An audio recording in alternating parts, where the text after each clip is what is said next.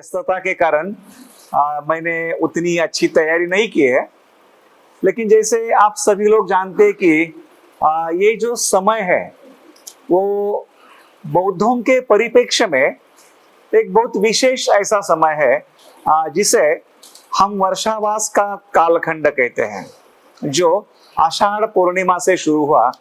और आषाढ़ पूर्णिमा के परिप्रेक्ष्य में हमने भगवान बुद्ध ने जो सर्वप्रथम जो धम्मचक्र प्रवर्तन किया या सभी मानवता के लिए उन्होंने जो मुक्ति का मार्ग दिखलाया, उस पर हमने गौर किया था, कुछ देखने की कोशिश की थी। पिछली जो श्रावण पूर्णिमा थी, उस पूर्णिमा के उपलक्ष्य में हमने एक बहुत ही महत्वपूर्ण विषय है उस विषय को देखने का प्रयास किया। और वो जो है वो बाबा साहब आम्बेडकर जी ने अपना जो महान किताब है भगवान बुद्ध और उनका धम्म, उसके अंत में जो पारंपरिक बोधिसत्व की जो प्रतिज्ञाएं दी हैं या बुद्ध धम्म के प्रचार प्रसार हेतु जो प्रतिज्ञाएं दी है, उसमें से जो पहली प्रतिज्ञा थी, अनंत प्राणी है, हम शपथ ग्रहण करें कि हम सभी को भवसागर के पार उतारेंगे।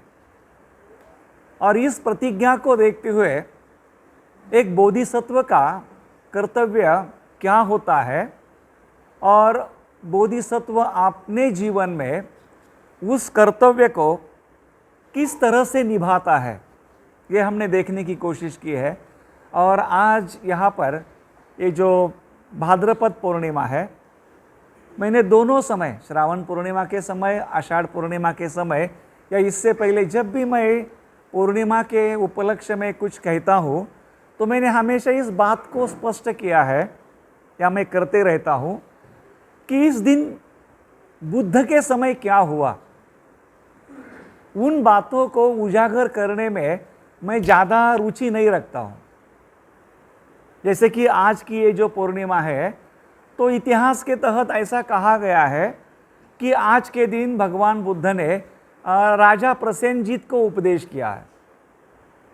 क्या होगा, भगवान बुद्ध ने कई महान महाभागों को, अभिभावकों को अपना प्रवचन दिया है, लेकिन उस प्रवचन का आज के इस 21वीं सदी में आपके और मेरे जीवन के साथ क्या ताल्लुकात है, उसकी क्या अहमियत है। तो हमने आज के दिन उन्हीं बातों का जिक्र करना चाहिए या उन्हीं बातों को देखना चाहिए जिससे हमारे जीवन से कुछ ताल्लुकात हो, जिससे हमें कुछ सीखने को मिलेगा, जिससे हमारा जीवन आज जिस स्थिति में है उससे बेहतरीन करने में हमें कुछ उसकी मदद होगी, कुछ सहायता होगी।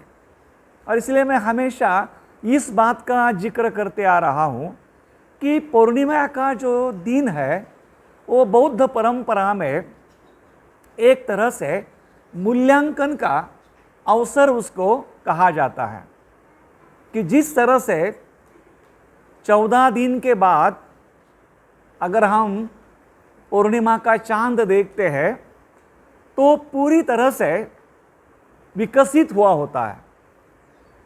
तो एक तरह से ये जो चांद है वो हमारे लिए एक विकास का प्रतीक है कि इंसान का भी जीवन जिस तरह से चांद विकसित हुआ 14 दिन के बाद, या जिस तरह से हम कमल का फूल देखते हैं, तो कमल का फूल भी हम देखते हैं कि तालाब में वो कीचड़ से निर्माण होता है, लेकिन जब वो पूरी तरह से खिलता है तो अपने ऊपर लगी हुई पूरी जो कीचड़ है, गंदगी है, उसको छोड़कर वो पानी का जो पृष्ठभाग है उससे ऊपर पूरा खिला हुआ हमें दिखाई देता है।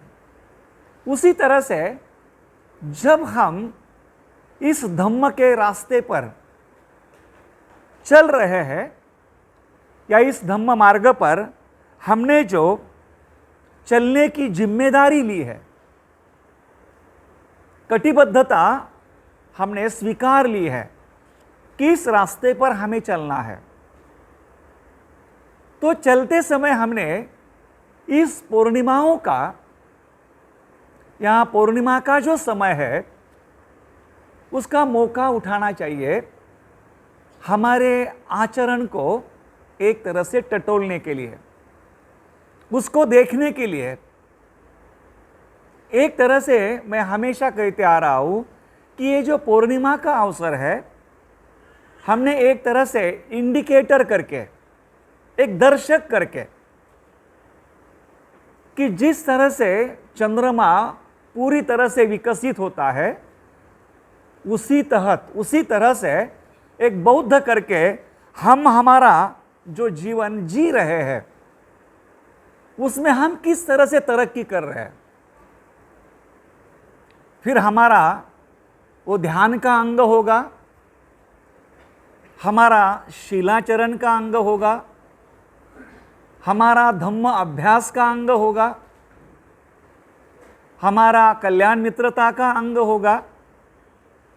ये जो हमारे जीवन के अलग अलग आयाम है, उसमें सचमुच हम किस तरह से तरक्की कर रहे हैं, हम किस तरह से हमारा जो विकास है वो विकास कर रहे हैं, और क्या जिस तरह से हमारा विकास हो रहा है उससे हम संतुष्ट है क्या, उससे हम आनंदी है क्या। और फिर हमारा ये जो विकास है वो विकास हमें सचमुच वो विश्वास दे रहा है क्या कि जो प्रयास हम कर रहे हैं आचरण हेतु, जो शक्ति लगा रहे हैं हम आचरण हेतु, उससे सचमुच हमारी जो चेतना है, हमारी जो मानसिकता है, हमारे हृदय की जो शुद्धि होने चाहिए वो उस मात्रा में हो रही है क्या। और अगर हो रही है तो सचमुच हम 6 महीने पहले, 1 साल पहले, 1.5 साल पहले, 2 साल पहले जिस किस्म के इंसान थे, आज हमें आईने में खड़े रहकर अपनी तरफ देखने में ये विश्वास दिखता है क्या कि सचमुच कोई माने या ना माने, कोई स्वीकार करे या ना करे, लेकिन मैंने मेरे अंदर ध्यान के कारण, शीलों के आचरण के कारण, मेरे धम्म के अभ्यास के कारण कुछ तो परिवर्तन हासिल किया है, मेरे अंदर कुछ तो बदलाव है। जो बदलाव मुझे अंदर से कुछ शक्ति दे रहा है, वो बदलाव मेरे अंदर से मुझ में कुछ ऊर्जा निर्माण कर रहा है, कुछ प्रेरणा निर्माण कर रहा है। उसी के कारण मेरे अंदर कुछ उत्साह आया है, कुछ मुझे नई दृष्टि प्राप्त हो रही है। और ये सभी बातें जो है वो क्या मुझे, मैं जिस परिवार में, जिस समाज में रहता हूं, उनके साथ व्यवहार करते समय वहां भी उसका अनुभव हो रहा है क्या, वहां भी वो दिख रही है क्या कि जब कोई बौद्ध व्यक्ति धम्म के रास्ते पर, राह पर चलता है, जब वो आचरण का प्रयास या कोशिश करता है तो उसको भी उसका लाभ होता है, लेकिन जिनके साथ वो अपना जीवन बिताता है उन लोगों को भी उसका लाभ होता है। और वो अगर नहीं दिखता है तो फिर हमने खुद को सवाल करना चाहिए कि मैं इतना मेरे जीवन का समय दे रहा हूं, कोशिश कर रहा हूं, प्रयास कर रहा हूं, फिर भी मेरे अंदर वो परिवर्तन क्यों नहीं दिख रहा है, फिर भी जो अपेक्षित मैं फल चाहता हूं वो मुझे क्यों नहीं मिल रहा है। फिर वो हो सकता है मेरे व्यवहार के जरिए हो, मेरे अंदर जो करुणा भाव हो, जो मैत्री भावना है, जो औरों के या परस्पर जो संबंध है, मेरे अंदर की जो संवेदनशीलता है, मेरे वाचा का जो प्रभाव है, जो औरों को किस तरह से प्रभावित कर रहा है, इन सभी बातों को हमने निश्चित ही जोर देना चाहिए। अगर ऐसा नहीं होता है तो फिर हमने ये समझना चाहिए कि कुछ तो गड़बड़ी है। कहीं पर तो हम जितना ताकत लगाना चाहिए वो नहीं लगा पा रहे हैं। और ऐसे बातों में जब हम देखते हैं तो ऐसा जिक्र किया जाता है कि बौद्ध जीवन पद्धति जो है, जो सदियों से चलती आ रही है, जो कुछ लोगों को प्रेरित करती है, कुछ लोगों को परेशान करती है। और उसकी वजह यह है कि बौद्ध जीवन पद्धति ये पूरी तरह से अभ्यास और साधना पर निर्भर है। बौद्ध जीवन पद्धति जो है वो केवल बौद्धिक नहीं है, बुद्धि से समझने की बातें नहीं है। बुद्धि से समझना जरूरी है, लेकिन जो बुद्धि से समझ रहे हैं या समझने की कोशिश कर रहे हैं, हम जब तक उसकी साधना नहीं करते, उसकी प्रैक्टिस नहीं करते, उसका आचरण नहीं करते, तब तक सही प्रभाव या सही परिणाम या सही बदलाव जो होना चाहिए वो बदलाव हमारे अंदर नहीं हो सकता। और इसी बातों को थोड़ा विस्तार से समझने के लिए हम कुछ एक शिक्षा को लेकर, जैसे इसमें दो हिस्से हैं, अगर हमें इस रास्ते पर चलना है तो सबसे पहले हमारी समझदारी बढ़नी चाहिए, अंडरस्टैंडिंग। जो भी बौद्ध जीवन मार्ग है उसकी अंडरस्टैंडिंग हो, उसकी समझ हो, ये पहली बात। और दूसरी जो बात है कि जो बात हमने समझ ली है उस बात की साधना कैसी है, उसका आचरण कैसा है, उसका सराव कैसा है, उसकी प्रैक्टिस कैसी है, हम कितनी शक्ति लगा रहे हैं, हम कैसी शक्ति लगा रहे हैं, इस सभी बातों का सही मायने में हमने मूल्यांकन करना चाहिए।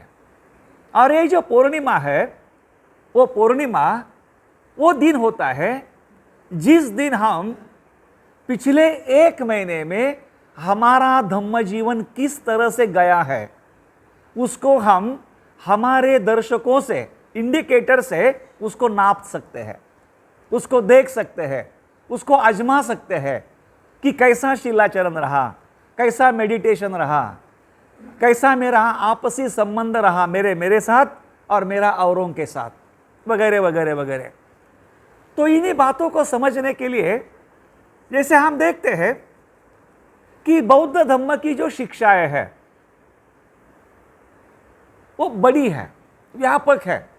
जैसे हम कहते हैं ना, त्रिपिटक कितना बड़ा है, कितना व्यापक है, नाम से ही पता चलता है। लेकिन उतना समझने के लिए हमारे पास हमारा पूरा जीवन लगेगा।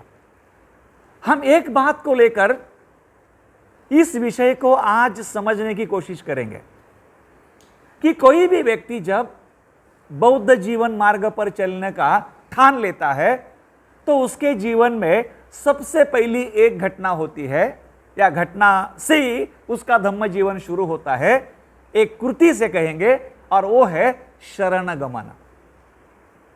हम में से बहुत सारे लोगों ने शरण गमन किया है, और जिन्होंने किया है उनको देखकर आप में से कुछ लोगों को प्रेरणा मिली है, तो आपने भी ये साहस किया है कि चलो सवेरे चल रहे तो ये रास्ता कहीं तो अच्छा होगा।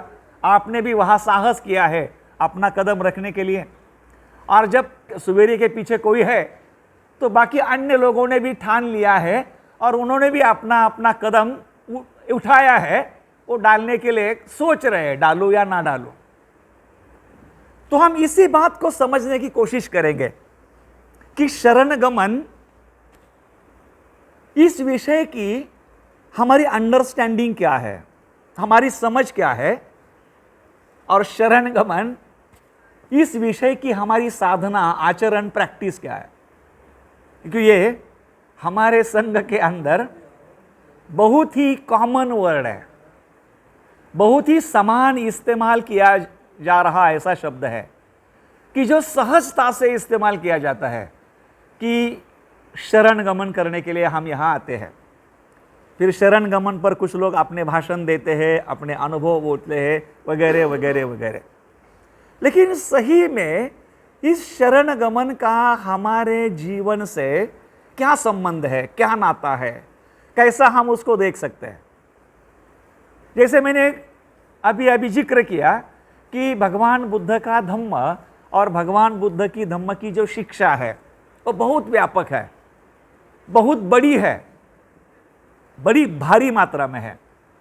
तो हम ऐसा देख सकते हैं समझने के लिए, या हम ऐसा कह सकते हैं कि मानो भगवान बुद्ध का जो धम्म है वो एक तरह से बड़े भवन जैसा है, एक इमारत जैसा है, बड़े एक मकान जैसा है, जिस मकान में मानो कई मंजिलें हैं, कई कमरे हैं, कई हॉल है, और ऊपर नीचे से ऊपर जाने के लिए वहां पर सीढ़ियां भी है, जिसको हम जीना बोलते हैं मराठी में। सीढ़ियां है, स्टेयर्स है, अच्छा सा रूप है, और उस भवन में अंदर प्रवेश करने के लिए प्रवेश द्वार भी है। लेकिन यह प्रवेश द्वार कोई लकड़ी का नहीं है, यह प्रवेश द्वार कोई कांच का नहीं है, मेटल का भी नहीं है, लोहे का भी नहीं है। तो इस जो बिल्डिंग है, जो एक अच्छी नींव पर खड़ी है, धम्म की जो भवन या इमारत, उस इमारत में अगर प्रवेश करना है तो वो प्रवेश द्वार है शरण गमन। इस धम्म के अंदर अगर आपको प्रवेश ही करना है तो इस धम्म की इमारत में या धम्म के भवन में प्रवेश करने का एक ही प्रवेश द्वार है या एक ही जरिया है, जो जरिया है हमारा शरण गमन या अपना शरण गमन, जिस शरण गमन के कृति से हम धम्म की इस इमारत में अंदर घुसने की कोशिश करते हैं या प्रयास करते हैं। अभी हम जब शरण गमन की बात करते हैं या शरण गमन करने की सोचते हैं तो हमें यह बताया जाता है कि शरण गमन हम उन त्रिरत्नों को करते हैं, जो त्रिरत्न या तीन रत्न बुद्ध धम्म की नींव है। फिर है बुद्ध रत्न है, या धम्म रत्न है, या संघ रत्न है। और हमें समझाया जाता है कि शरण गमन इसलिए किया जाता है कि ये तीन रत्न और उनके पास जाना या उनके साथ रहना, यही हमारी सुरक्षा है, यही हमारा प्रोटेक्शन है, यही हमारी रक्षा है, यही हमारी सुरक्षितता है। सभी शब्दों के सहारे हमें लगता है कि जब हम बुद्धं शरणं गच्छामि बोलते हैं, धम्मं शरणं गच्छामि बोलते हैं और संघं शरणं गच्छामि बोलते हैं, तो हम सुरक्षित हो जाते हैं, हमें प्रोटेक्शन मिलता है, हमारे अंदर का पूरा भय, पूरा जो डर है वो चला जाता है। कैसे चला जाता है, कहाँ चला जाता है, कैसे निकलता है, किसी को पता नहीं है, लेकिन हमें समझाया जाता है कि डर चला जाता है। और इसीलिए शरण गमन करना जरूरी है, और इसीलिए हम सब लोग कोशिश करते हैं अपने अपने तरीके से शरण गमन करने की, या शरण गमन के तहत अपने जीवन को आगे बढ़ाने की या आगे लेकर जाने की। अभी सबसे सवाल यह है कि हमारी जिंदगी में हमने जब भय, डर या असुरक्षितता उसका सही अनुभव ही नहीं किया है, तो फिर हमें क्या जरूरत है डर से भागने की, भय से भागने की या प्रोटेक्शन मांगने की? अभी देखो, सामान्य तौर पर अगर आदमी को अपना जीवन जीना है तो हमारे पास मकान है, हमारे पास नौकरी या उपजीविका है जिससे हमें 2 समय का खाना मिलता है, चाय पानी मिलता है। अच्छा परिवार है, जिस परिवार में हम इमोशनली हमेशा वार्म रहते हैं, सुरक्षित महसूस करते हैं। और इसीलिए हम देखते हैं कि परिवार में जो वार्मनेस मिलता है, सुरक्षा मिलती है, वो शिविरों में नहीं मिलती। इसलिए शिविरों में जाने का डर लगता है। घर में रहने में खुशी मिलती है। तो हम परिवार में सुरक्षित है, हम दोस्तों में सुरक्षित है, तनख्वाह मिलता है, रिटायरमेंट के बाद प्रोविडेंट फंड, ग्रेजुएटी मिलती है, उसके पश्चात समाज में अच्छी स्टेटस मिलता है, मरते दम तक हमें पेंशन मिलती है। और हम मर भी गए तो डर नहीं, क्योंकि हमारी पेंशन हमारे फैमिली पेंशन के तहत बीवी को भी मिलती है। इसमें आपको कहां डर महसूस होता है? जब आप पूरी तरह से सुरक्षित हो, नौकरी के कारण, बिजनेस के कारण, तनख्वाह के कारण, पेंशन के कारण, कम्युनिटी के कारण, फैमिली के कारण, सभी बातें आपके पास है। आप हो कहां असुरक्षित? किस बात का आपको डर है? कौन सी वजह है कि आपको उस डर को निकालने के लिए शरण गमन करना है? और इन्हीं बातों को ठीक से या गहराई से न समझने हुए जब हम औरों ने किया उसी कारण उनका सामाजिक मूल्य बढ़ गया, उनको समाज में मान मिलता है, सम्मान मिलता है। मुझे 2 गुलदस्ते दिए, अभी कितना बड़ा लगा, मेरे बारे में कितने अच्छे बोले मेरे दोस्त, कितना अच्छा लगता है। कोई अपनी स्तुति करता है परिचय के समय, तो जब ये मिलता है तो ऐसे लगता है कि इसके लिए क्यों ना हो, हमने शरण गमन करना है। और ऐसे समय जब हम हमारी सही सुरक्षितता, सही डर, सही भय या सही असुरक्षितता ना समझते हुए जब हम शरण गमन करते हैं, उस समय हमारा शरण गमन ऊपरी ऊपरी रहता है, वो सोशल रहता है। और इसी के कारण शरण गमन परिवार के साथ है या बुद्ध के त्रिरत्न के साथ है, शरण गमन ड्यूटी के साथ है या शरण गमन त्रिरत्नों के साथ है, शरण गमन परिवार के या समाज से या मित्र से या अन्य कमिटमेंट से जुड़ा है या शरण गमन त्रिरत्न से है। हम हमेशा देखते हैं, हम त्रिरत्नों को अगर समर्पित करते हैं तो जब त्रिरत्नों को समर्पित करने के बाद हमारी पूरी जिंदगी हम हमारे नौकरी में, पेशे में, बिजनेस में या परिवार में ही देते हैं, तो फिर ब्रह्मचारी बनने के लिए 20-20 साल भी लगते हैं, 22-22 साल भी लगते हैं। और हम औरों को दोष देते हैं, औरों को गालियां देते हैं, क्योंकि हमने शरण गमन की सही वजह, शरण गमन का सही कारण, शरण गमन की सही आवश्यकता है, उस आवश्यकता को ही हम समझते नहीं या समझने की कोशिश नहीं करते। और इसलिए जैसे मैंने ये एक आयाम देखा हमने अपने जिंदगी का, अपने जीने का या अपने जीवन का, कि हमारे पास घर भी है, हमें नौकरी भी है, परिवार भी है, कल चल के समाज में हमें अच्छा स्थान भी है और मिलेगा, पेंशन मिलेगी, प्रोविडेंट फंड मिलेगा, ये सभी सुरक्षा की बातें हैं। लेकिन उसी से जुड़ा हुआ हमारे जीवन का जब हम दूसरा हिस्सा देखते हैं या दूसरा अंग देखते हैं, तो जैसे आपने सुना होगा हिमखंड के बारे में, मालूम है आपको, आइसबर्ग, समुंदर में एक बड़ा बर्फ का पहाड़ी होता है, लेकिन वो पूरा पानी के अंदर फंसा हुआ रहता है, केवल उसका कुछ ही हिस्सा जो सामने हमें दिखाई देता है।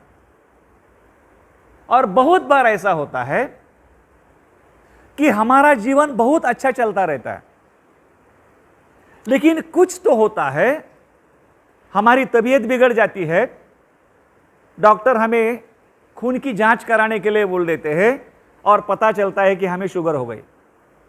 और जिस दिन पता चलता है शुगर हो गई, उस दिन हमें असुरक्षितता का ज्यादा एहसास होता है कि अभी तक मैं अच्छा था, अभी क्या होगा। और कुछ लोग ये बोलते हैं कि शुगर होना यानी हाफ डेड है, तो ऐसा लगता है कि तो मैं आधा मर ही गया अभी। क्योंकि कुछ लोग बोलते हैं कि शुगर जो है वो हार्ट को खाएगी, यानी हृदय बंद तो आदमी भी बंद।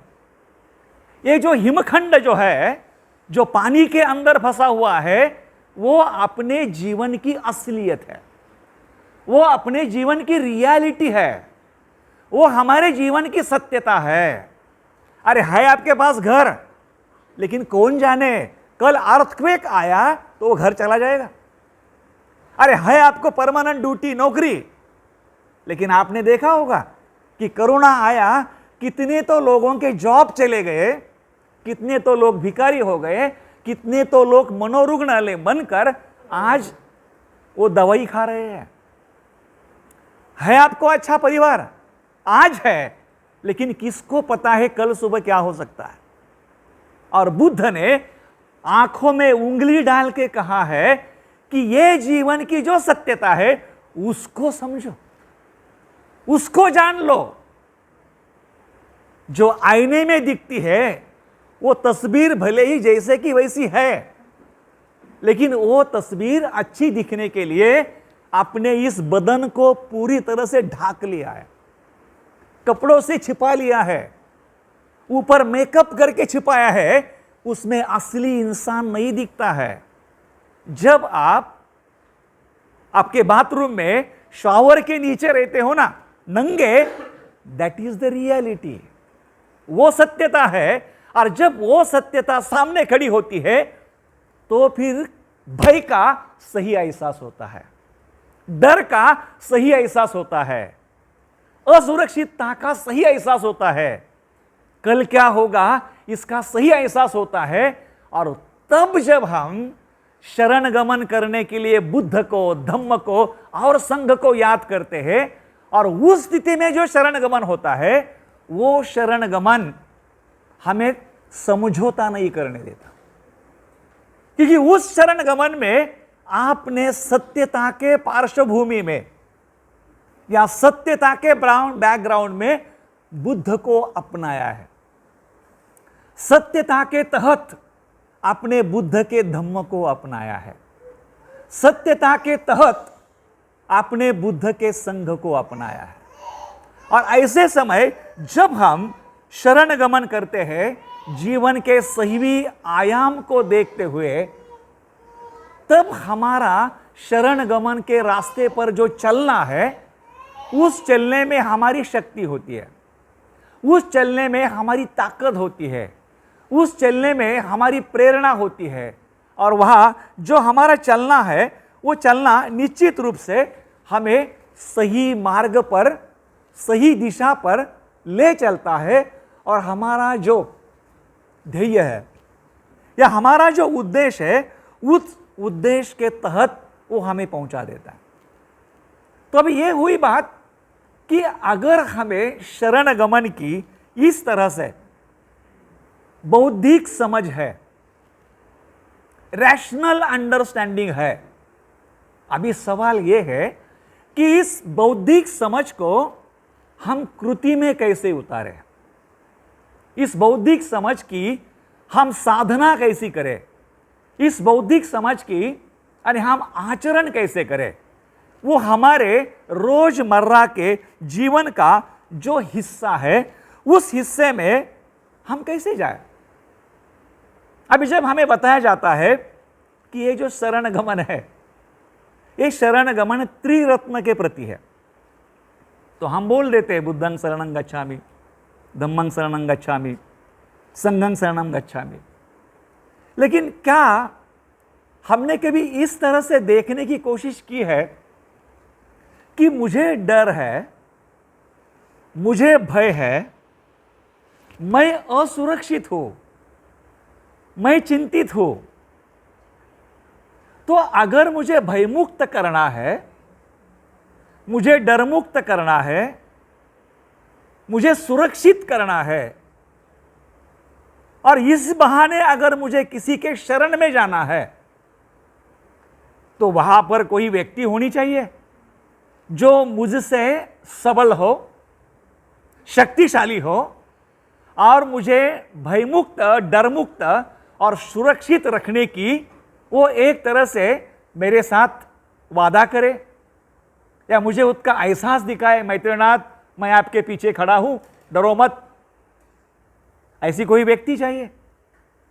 अगर व्यक्ति नहीं है तो कोई संस्था चाहिए, कोई आस्थापना चाहिए कि जो मुझे डर से सुरक्षित करे, जो मुझे भय से सुरक्षित करे या मुझे असुरक्षितता से सुरक्षित करे। या ऐसी कोई परिस्थिति होनी चाहिए कि जो परिस्थिति मुझे उस स्थिति में सुरक्षित रखे, वो परिस्थिति मुझे निश्चित रूप से भयमुक्त रखे, या वो परिस्थिति मुझे इस बात का एहसास दे कि आप सुरक्षित हो, आपको डरने की कोई आवश्यकता नहीं, आपको चिंतित होने की कोई आवश्यकता नहीं। लेकिन जब हम शरण के बारे में देखते हैं, शरण स्थान के बारे में देखते हैं, तो उसमें दो पहलू आते हैं या दो आयाम आते हैं। एक तो जिसको आप शरण जा रहे हैं वो जो आपका शरण है, फिर वो व्यक्ति के रूप में हो या अन्य यानी रूप में हो, वो अपने आप में सबल हो या वो अपने आप में शक्तिशाली हो कि जो आपको सुरक्षितता देगा।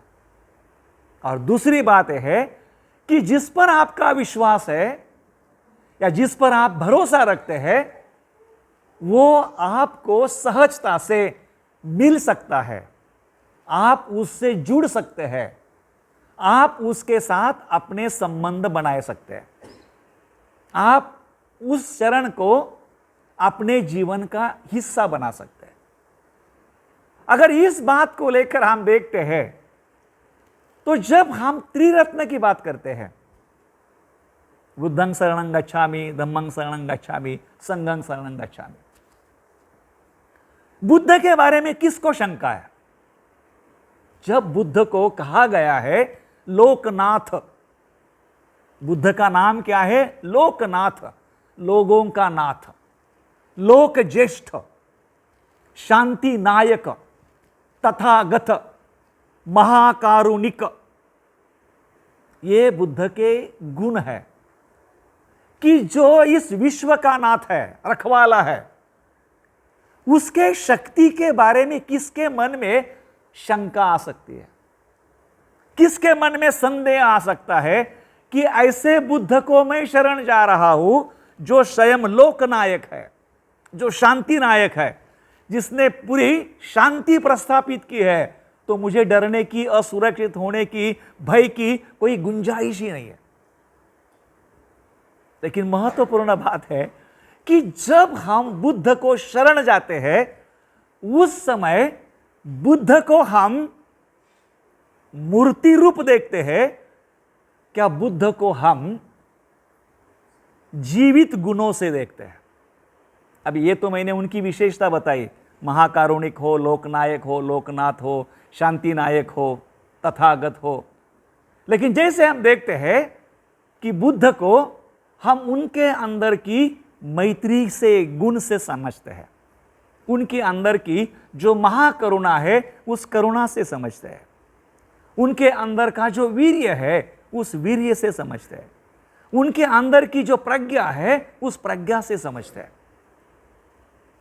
फिर जब हम बुद्ध को शरण जाते हैं और वो शरण जब कहते हैं तो क्या सही में हम बुद्ध, ये जो मिट्टी से बनी हुई मूर्ति है, उसको हमारे मस्तिष्क में रखते हैं या वहां वो महाकरुणा होती है, वो महामैत्री होती है, वो महावीर्य होता है या वो महाप्रज्ञा होती है जो आपको अंदर से एक प्रेरित करती है, अंदर से एक उमंग देती है, एक आपके अंदर का जज्बा जो आपको जीवित करती है, उस प्रेरणा को हम देखते हैं।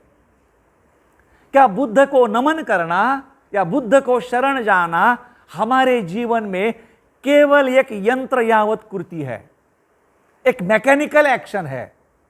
बुद्ध को जब हम नमन करते हैं या शरण जाते हैं तो वो मैत्री हमारे जीवन में क्या मायना रखती है, वो करुणा हमारे जीवन में क्या मायना रखती है, वो वीर्य हमारे जीवन में क्या मायना रखता है, वो प्रज्ञा हमारे जीवन में क्या मायना रखती है।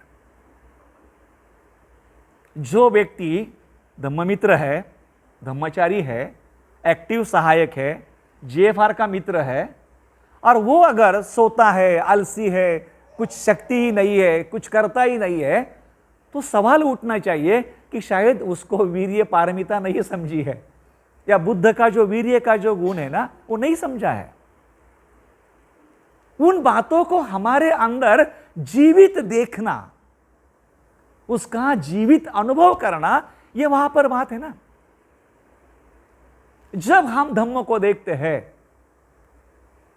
तो धम्म की जो क्वालिटी है, जो विशाल है, यही पस्सी को है, आओ अनुभव करो और फिर उसका अनुकरण करो। कई बाकी धम्म के गुण है, लेकिन जैसे हम बोलते हैं कि कुछ धम्म के सिद्धांत भी है। जैसे हम कहते हैं कि भगवान बुद्ध की बहुत आसान शिक्षा, और वो आसान शिक्षा है कार्य कारण भाव, एक्शन हैज अ कॉन्सिक्वेंसेस। हर कृति का परिणाम है। आप कृति करो, कृति करने के पीछे आपका जो इंटेंशन रहेगा, जो उद्देश्य रहेगा, बिल्कुल उसी तरह का फल आप पाओगे। अगर आप कुशल मनो अवस्था से कृति करते हो तो उस कृति का परिणाम आपके जीवन में सुख, शांति और आनंद मिलेगा। अगर आप अकुशल मनो अवस्था से कोई कृति करते हो तो आपके जीवन में उसका परिणाम दुख है, असमाधान है, अशांति के रूप मिलेगा। इसमें बुद्ध ने हमें दो बातें सीधा सीधा बताई है। एक, अपने कृति से ही आप दुखी है, और अपने कृति से ही आप सुखी हो सकते हैं। दूसरी बात वो बताते हैं कि आपके दुख का कारण ना तो कोई आपका पड़ोसी है, ना तो कोई आपका रिश्तेदार है, और आपके सुख का भी कारण कोई भगवान नहीं है। तो आप अगर सुख अनुभव करते हैं तो उस सुख का भी कारण आपने कुछ समय पहले की होगी आपकी कुशल कृति है। और इसीलिए बुद्ध धम्म में कर्म को बहुत मायना दिया है, बहुत अहमियत दी है, और इसीलिए बौद्ध धम्म जो है वो कृति पर ज्यादा जोर देता है, कृति को ज्यादा महत्व देता है। और जब भी हम कोई कृति करते हैं 24 घंटे में, तो कृति करते समय हमें जागृति के साथ करनी है, और जागृति के साथ कृति करनी है तो हमें हमारे ध्यान को हमारे जीवन का हिस्सा बनाना चाहिए। हमारा काम ही ध्यान हो और ध्यान ही काम हो, इतनी हमारे लगन हमारे ध्यान की साधना में हो, ताकि हर कृति के समय हम जागृति से उस कृति को न्याय दे या उस कृति को करें। इतनी सीधी बात है, और यही बुद्ध की शिक्षा है, यही बुद्ध का धम्म है। तो जब हम बुद्ध को शरण जाते हैं तो हम क्या गाथाओं का पठन करना यांत्रिक तरह से वही शरण है, या बुद्ध की धम्म की ये शिक्षा है, बुद्ध की धम्म की 4 आर्य की सत्य की शिक्षा है, बुद्ध की धम्म की अष्टांगिक मार्ग की शिक्षा है, पंच धर्मेंद्रिय है, 6 या 10 पारमिता है। इन सभी शिक्षाओं को हम हमारे जीवन में कैसे देखते हैं, हमारे जीवन से उन शिक्षाओं का क्या ताल्लुकात है, क्या संबंध है, और हर पल हर समय, फिर वो आप घर में रहो, आपके दफ्तर में रहो, जाते समय बस में रहो, मेट्रो में रहो, ट्रेन में रहो, जब भी आपका और किसी इंसान के साथ या जीव के साथ पल्ला पड़ता है, वहां पर आप धम्म के जागृति से उस व्यक्ति के साथ व्यवहार जो करते हो वो धम्म के अनुसार है क्या? उसका फाउंडेशन, उसका बेस धम्म है क्या? ये हमारे शरण गमन के कृति का एक साधना का, सराव का, प्रैक्टिस का अंग दिखना चाहिए, वो होना चाहिए। अगर वो होता है तो हम हमारे चुने हुए रास्ते पर बहुत ही जिम्मेदारी से और बहुत ही रफ्तार से आगे बढ़ सकते हैं। और वही बात है, जब हम संघ को शरण जाते हैं, संघं शरणं गच्छामि, तो हमारे पास तो कोई आर्य संघ नहीं है जिसको हम संघ वंदना में बोलते हैं ना, अट्ठ पुरिस पुग्गला एस भगवतो सावक संघो, वो नहीं है। लेकिन जिस संस्था से, संगठन से, ट्रस्ट से, विहार से या त्रिरत्न बौद्ध महासंघ के जैसे संघ से आप जुड़े हो, आप वहां पर इस संघ भावना को कैसे अनुभव करते हैं?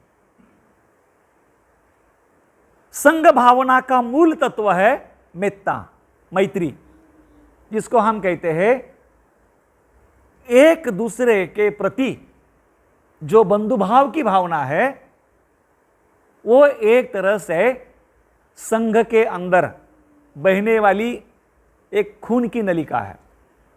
एक व्यक्ति दूसरे के साथ बंधुत्व से जुड़ा है, मैत्री से जुड़ा है।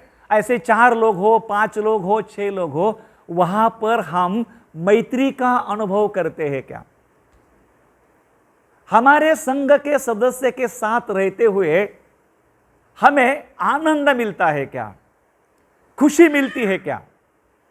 जिस तरह से हमारे घर में बनाया हुआ हम अच्छा खाना खाते हैं तो 4 बार हम कहते हैं आज का पुलाव ना बहुत बढ़िया हुआ, अरे आज का सार ना फैंटास्टिक,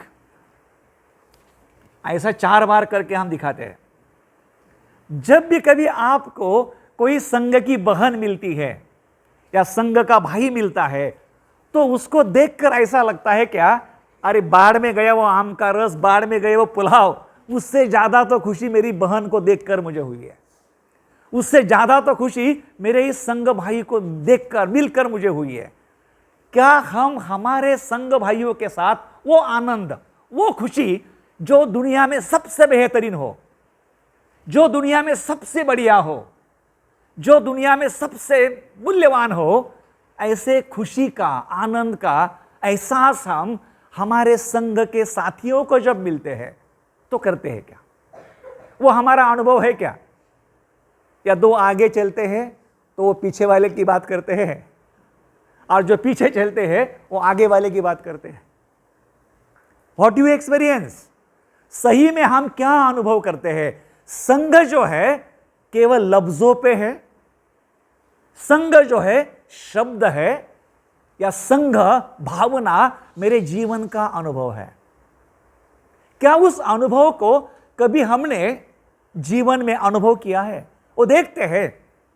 तो जब भी हम ये कहते हैं कि मुझे भगवान बुद्ध ने बनाए हुए इस धम्म के महान भवन में इस शरण गमन के कृति से प्रवेश करना है, तो सही में मेरे जीवन में मुझे शरण गमन की वो आवश्यकता है क्या? और वो मैं उस भावना से कर रहा हूं क्या? क्योंकि उसमें भी बहुत इंपॉर्टेंट बात है। अभी मुझे अच्छा लगा सम्यक और उनके टीम ने मेरा काम आधा अधूरा करके जाए। क्या कहा? हर बार तो मैं देखता हूं कि 2 ही गाथा गाई जाती है, त्रिशरण पंचशील, विधायक पंचशील और बुद्ध पूजा। शायद आज उन्होंने सुबेरे को डांटा होगा और बोले नहीं, त्रिरत्न वंदना भी बोलनी है। तो इस त्रिरत्न वंदना में इन तीनों शरणों का इतना बेहतरीन ब्यौरा है, वर्णन है, बुद्ध के गुण, धम्म के गुण, संघ के गुण।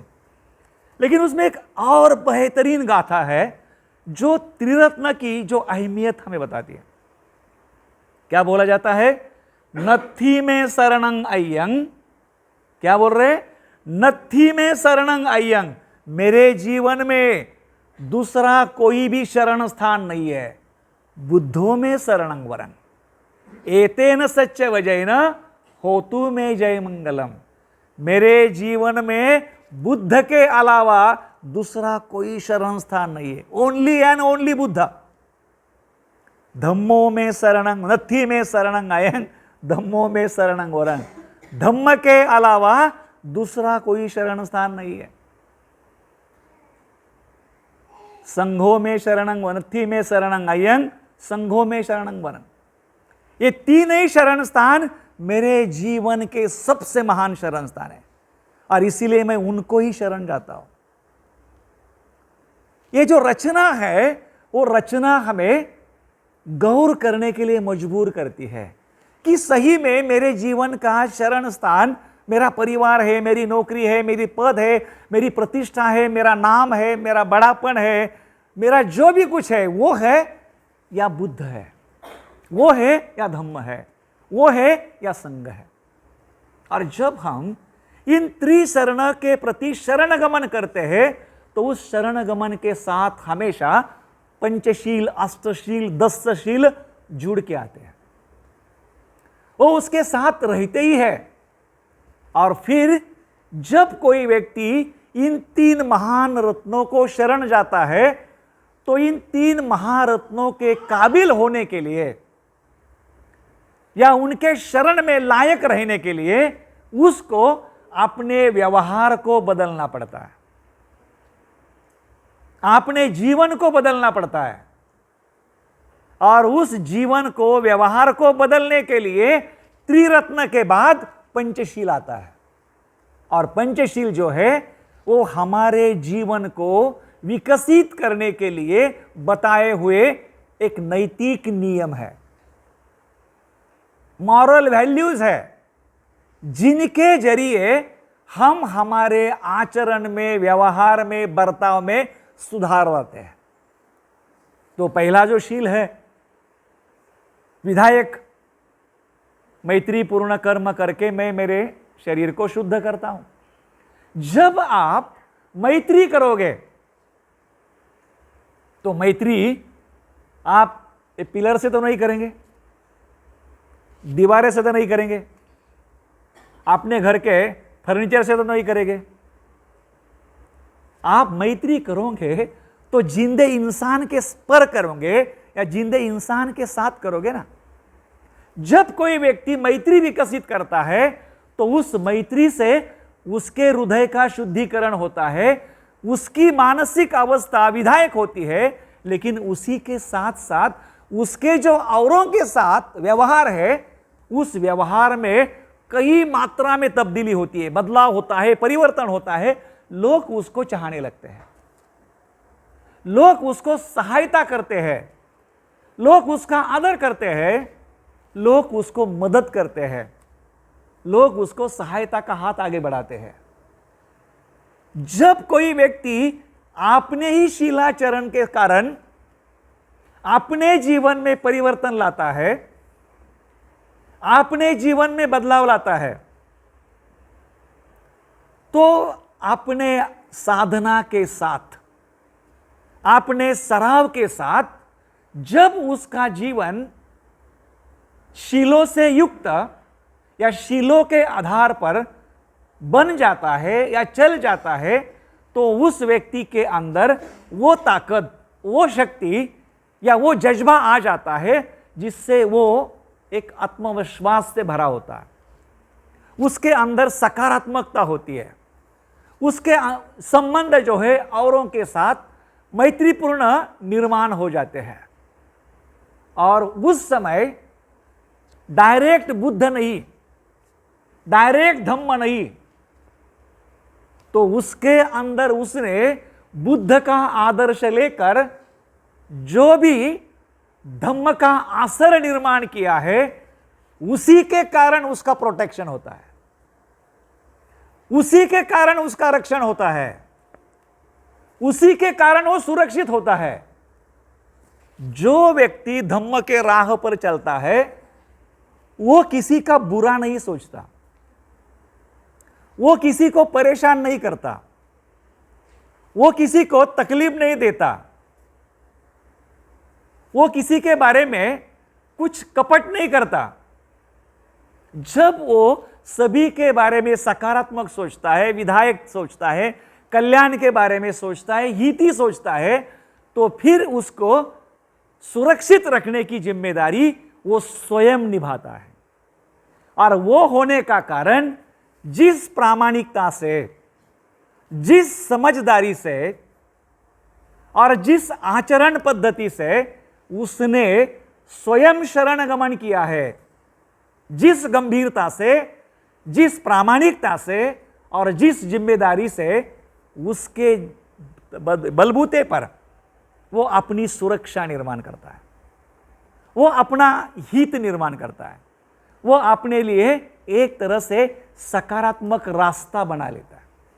और इसीलिए भाई और बहनों, जब भी हम आचरण की बातें करते हैं या जब भी हम आचरण के राह पर चलते हैं, तो सही में हमने थोड़ा गौर करना चाहिए, थोड़ा सोचना चाहिए कि सही में मैं एक ऐसा व्यक्ति हूं कि मैंने शरण गमन किया है त्रिरत्नों के प्रति, और उसी के साथ मैं शीलों का आचरण करने के लिए भी मैंने जिम्मेदारी ली है, और वो भी अगरबत्ती, मोमबत्ती, फूल अर्पण करके जिम्मेदारी के साथ, जागृति के साथ। फिर भी जब मैं घर में रहता हूं या घर में रहती हूं, तो क्या सभी के साथ मेरे व्यवहार मैत्रीपूर्ण है क्या? क्या जब समय आता है तो मेरे अंदर की मैत्री या करुणा मुझे औरों को मदद करने के लिए प्रेरित करती है क्या? मुझे औरों को मदद करने के लिए प्रोत्साहित करती है क्या? इसको और गौर करना बहुत ही जरूरी है, वो करना बहुत ही आवश्यक है। क्योंकि बहुत बार हम मैत्री के ऊपर बहुत ही अच्छा प्रवचन दे सकते हैं, हम करुणा भावना के ऊपर बहुत ही अच्छा प्रवचन दे सकते हैं, हमें मालूम है वीर्य के गुण, वीर्य कैसा होता है, लेकिन उस वीर्य का मेरे जीवन में क्या मतलब है, मेरे जीवन के साथ उसका क्या संबंध है, मैं किस तरह से व्यवहार कर रहा हूं, क्या मेरे अंदर वो क्षमता है, वो शक्ति है। जब हम प्रज्ञा से बात करते हैं तो क्या सही में मुझे मेरे जीवन की सच्चाई पता है क्या? सही में मुझे अनित्य, अनात्म, दुख, ये मूलभूत शिक्षा जो है, उस शिक्षा का एहसास है क्या? उस नजरिया से मैं इर्द गिर्द की दुनिया को देख रहा हूं क्या, या देख रही हूं क्या? बहुत बार हमारा जो धम्म जीवन है, वो बहुत बार हम उसको दो हिस्सों में बांटते हैं। विहार का जीवन अलग होता है, कल्याण मित्रता का जीवन अलग होता है, शिविरों का जीवन अलग होता है। लेकिन हमारा जीवन का हर हिस्सा शिविरी हो, हमारे जीवन कल्याण मित्रता का हर हिस्सा एक हमेशा के लिए जीवन की वो एक दास्तान बने, रास्ता बने हो, लेकिन वैसा नहीं होता है। हम जब समस्या आती है तो फिर कल्याण मित्र याद आता है, कुछ कठिनाई आती है तो फिर सभी धम्मचार्यों की याद आती है। लेकिन हमें उनकी याद, उनके बारे में, उनकी मित्रता, उसका एहसास हमेशा होना चाहिए, उनके प्रति जागृति हमेशा होनी चाहिए, उनके बारे में हम हमेशा सोचते रहने चाहिए। कोई व्यक्ति आपको दिखता ना हो, कोई व्यक्ति को आप फोन ना करते हो, लेकिन कम से कम आपके मन के पटल पर आप कभी तो उसकी तस्वीर लाओ। जिस तरह से हम मैत्री भावना के 5 पायदान जो है, उस पायदान में जब मैत्री भावना करते हैं, उसी तरह से अपने जो करीबी दोस्त है, शायद उनसे आप 2 महीने से नहीं बात कर रहे हो, कोई फर्क नहीं पड़ता, लेकिन आप अपने दिल में उनको रखो, आपके मन में उनको रखो, उनकी याद आपके साथ रखो, वो जिंदापन रखो उनके प्रति। ये सबसे महत्वपूर्ण बात है। लेकिन बहुत बार हम देखते हैं कि हमारा जो जीवन है, इन त्रिरत्नों को हमने गहराई से और गंभीरता से ना सोचते हुए जब हम सुपरफिशियली उसकी अहमियत समझकर जब शरण गमन करते हैं, तो दिखने के लिए हमारा शरण गमन दिखता है, लेकिन हमारा शरण गमन का जो फोकस है वो हमारे परिवार पर होता है, हमारे नौकरी पर होता है, हमारे अन्य जगह पर होता है।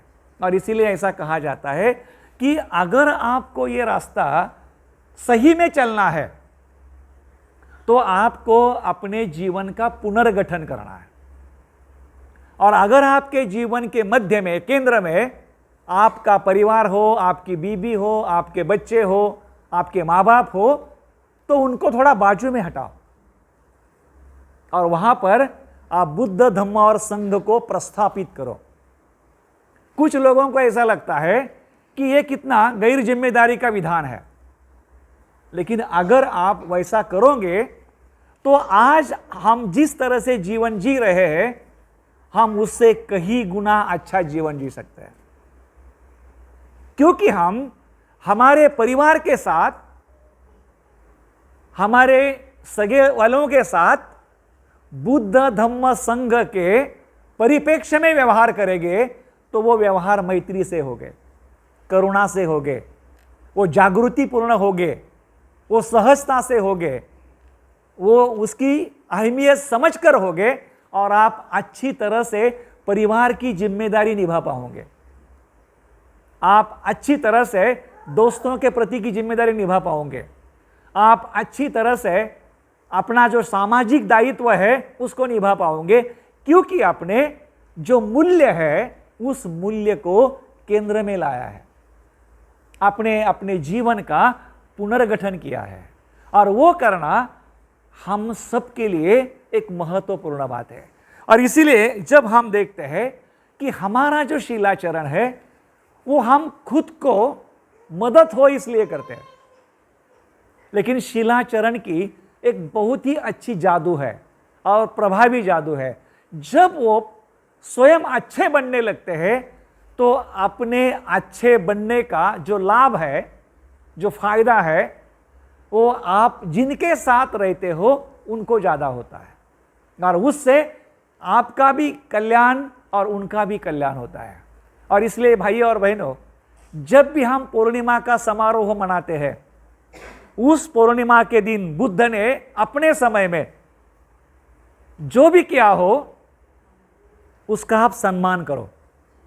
लेकिन आज इस 21वीं सदी में हमारे पास बुद्ध नहीं है और हमारे पास बाबा साहब भी नहीं है, लेकिन हमने जो राह चुनी है उस पर चलने के लिए हमें प्रेरणा मिले, हमें उत्साह मिले।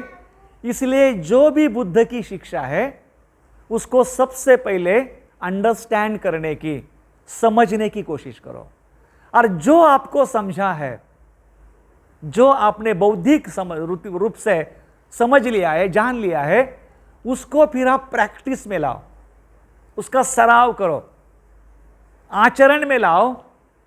वो एक तरह से आपके लिए साधना बने, वो एक तरह से आपके जीवन का मंत्र बने, वो एक तरह से आपके जीवन की प्रेरणा बने, आपके जीवन का जज्बा बने। और इस बात को और आपको सटीक करना है तो मैं कई बार लोगों को बताते आ रहा हूं, मैं खुद करता हूं, इसलिए मैं आपको भी बताता हूं कि पूर्णिमा के दिन हो तो थोड़ा समय निकालो और खुद को टटोलो कि मेरे अंदर आज भी कौन सी कमी है, क्या क्या खामियां हैं, कौन सी कमजोरियां हैं। और एक कमजोरी पकड़ो और खुद ही बुद्ध के सामने कसम खाओ कि अगले पूर्णिमा तक मैं इस कमजोरी पे काम करूंगा और उस कमजोरी को मैं कम करने का प्रयास करूंगा।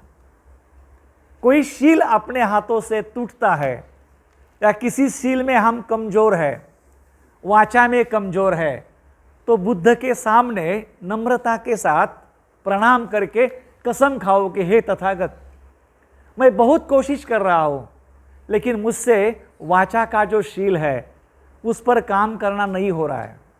अगले पूर्णिमा तक मैं 20% प्रयास करूंगा, और फिर अगले पूर्णिमा को आप पीछे मुड़ के देखो कि 1 महीने में सही में आपने कितने हद तक उस पर कार्य किया है। ऐसा करना, और दिन ब दिन जैसा चांद पूरी तरह से विकसित होता है, वैसे ही एक तरह से अर्थपूर्ण जीवन के साथ एक चांद के जैसे हम भी चमके, उस तरह से खुद को विकसित करना, यही पूर्णिमा का समारोह संपन्न करने का हमारे जीवन का उद्देश्य होना चाहिए। इस राह में आपको चलने के लिए मैं ढेर सारी बधाइयाँ देकर मेरे प्रवचन को यहाँ विराम देता हूँ। धन्यवाद। जय हिंद।